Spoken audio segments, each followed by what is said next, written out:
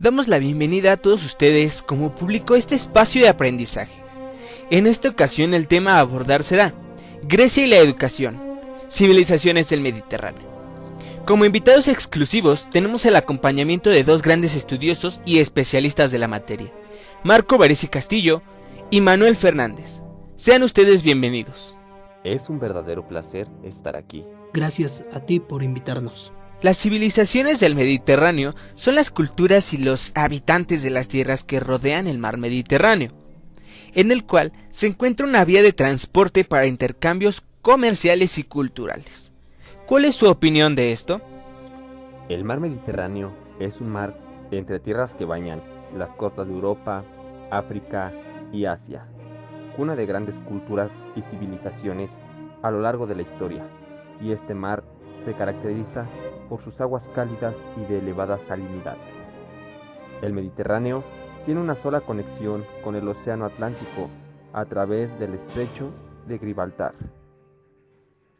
Es un mar poco profundo que está formado por dos grandes cuencas, la occidental y la oriental, conectadas por el estrecho de Sicilia. En su interior habita el 10% de la biodiversidad mundial. El mayor tesoro de este mar son las praderas de Posidonia, que constituyen la principal fuente de oxígeno del Mediterráneo. Son una importancia vital para muchas especies y evitan la erosión de las playas, ya que ayuda a frenar el oleaje.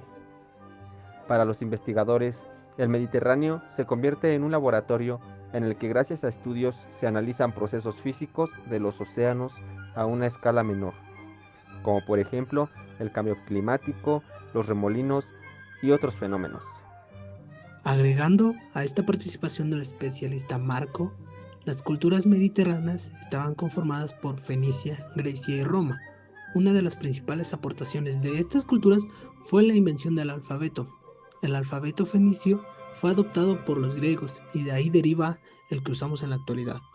Ahora bien, entrando en materia, ¿qué me dicen de Grecia? ¿Cómo es? ¿Qué representaba y qué sigue representando en la actualidad? Porque sabemos que Grecia, como parte de las grandes civilizaciones que se establecieron cerca del mar Mediterráneo, ha sido una de las culturas que más influyó para el desarrollo intelectual, artístico y filosófico del ser humano. El dominio de Grecia se extendía hacia las costas de Asia Menor y el sur de Italia. Su etapa de mayor esplendor fue la helénica. En este periodo gobernó Alejandro Magno. Entre las principales aportaciones que nos heredó Grecia se encuentran las artes, las ciencias, la literatura, la filosofía, la historia y el deporte. Si bien hoy en día hay países que se han catalogado como las nuevas potencias económicas, militares, comerciales y políticas del mundo, por ejemplo, Estados Unidos, Rusia, China, Japón y Alemania, pero debemos tener bien en claro que Grecia cimentó las bases de la filosofía, los deportes de alto rendimiento y contribuyó enormemente al desarrollo de la humanidad. La herencia grecolatina en la sociedad occidental es más importante de lo que en principio pudiéramos pensar. Especialmente a la antigua Grecia le debemos el descubrimiento de grandes hallazgos en disciplinas tan diversas como geografía, astronomía, matemáticas o ciencia. En efecto, y es que a partir del siglo VI a.C., los griegos manifestaron un interés especial en explicar científicamente el mundo físico. Por ello, el pueblo heleno contribuyó con una ingente cantidad de conocimientos que han llegado hasta nuestros días. Incluso a muchos sabios griegos se les dio y todavía mantienen los títulos de padres de la ciencia, la medicina, la historia o la zoología. Dentro de las aportaciones más representativas de Grecia destacan el molino de agua, el odómetro, la cartografía, las olimpiadas, las bases de la geometría, las primeras prácticas de la medicina, la filosofía clásica y por supuesto el desarrollo para la filosofía moderna. Esto como parte de las ciencias que hoy en día continuamos empleando, algunos objetos cotidianos y algo que no puede faltar es el vasto vocabulario que a la fecha continuamos empleando, con palabras de origen etimológico grecolatino. ¿Qué hay de su educación? Hablando netamente de Grecia, claro. La educación se transmitía a través de tradición oral y escrita. De esta forma destacan grandes pensadores como Sócrates, Platón y Aristóteles, principales pensadores que con un método característico lograban en los jóvenes transmitir el conocimiento. El método por excelencia era la mayéutica, el cual fue propuesto por Sócrates. Este término alude a dar a luz a un nuevo conocimiento. Consistía en la investigación de un tema, plantear el cuestionamiento, hacer que el alumno diera una respuesta y poner en duda esta respuesta para sí, procrear un nuevo conocimiento. En la historia de la educación de Grecia existen periodos. Sí, periodos de la educación en Grecia. La educación heroica o caballeresca comienza en la misma Grecia y con la misma Grecia. Por lo tanto, estamos hablando de la cultura cretense, una cultura prehelénica. Está ubicada en el Mediterráneo oriental y llegó a alcanzar un alto grado de desarrollo. La educación cívica.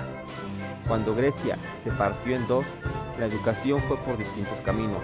Por un lado estaban Esparta y Creta, consideradas durante largo tiempo modelos de política y de educación. El Estado se ocupaba de dicha educación impartida de forma colectiva. Así se preparaba a los adolescentes para las tareas de la vida adulta en la ciudad. Se conoce una legislación sobre la escuela a principios del siglo VI a.C. En ella se hablaba sobre los deberes de los padres, entre otras cosas, enseñar a leer y a nadar.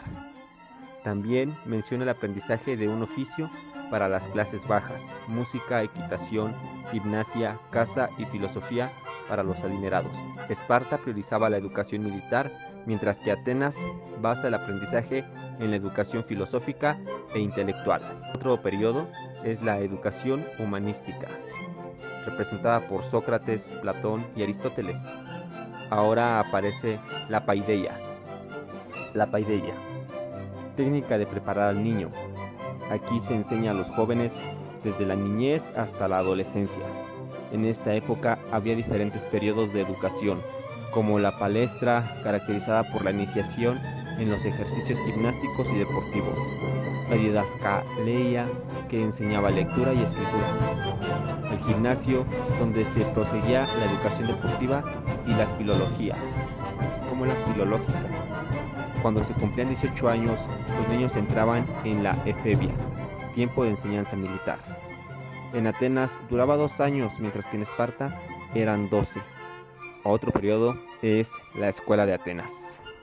Las materias que se estudiaban eran el trivium, gramática retórica y filosofía, y el quadrivium, distinguiendo entre materias humanistas y realistas, las que han llegado hasta la educación moderna. Se aprendían primero las letras en voz alta y después letras escritas. Luego se leía y más tarde comenzaba la escritura. ¿Cuál es la relación que se encuentra entre el modelo educativo que se implementaba en Grecia con la educación básica y de nivel superior que actualmente rige nuestro sistema educativo?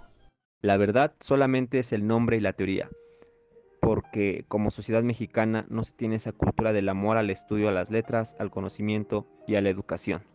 Déjame contradecir esta opinión, pues las técnicas de educación que son implementadas en el modelo actual son en muchas ocasiones basadas en las que eran utilizadas en la antigua Grecia, al igual que las materias que se imparten, como lo son gramática, retórica, filosofía, aritmética, música, geometría y astronomía. A manera de conclusión, ¿qué pueden decirnos de lo que ya hemos abordado?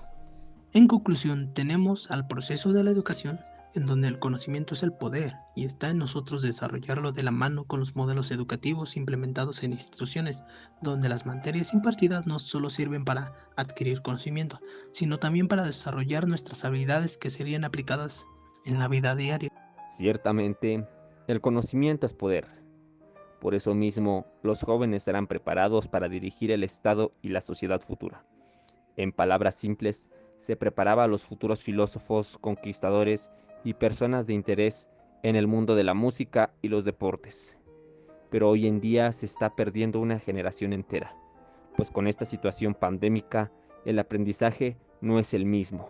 La manera de enseñar está innovando, pero la ley del mínimo esfuerzo tiene mayor influencia en la actualidad.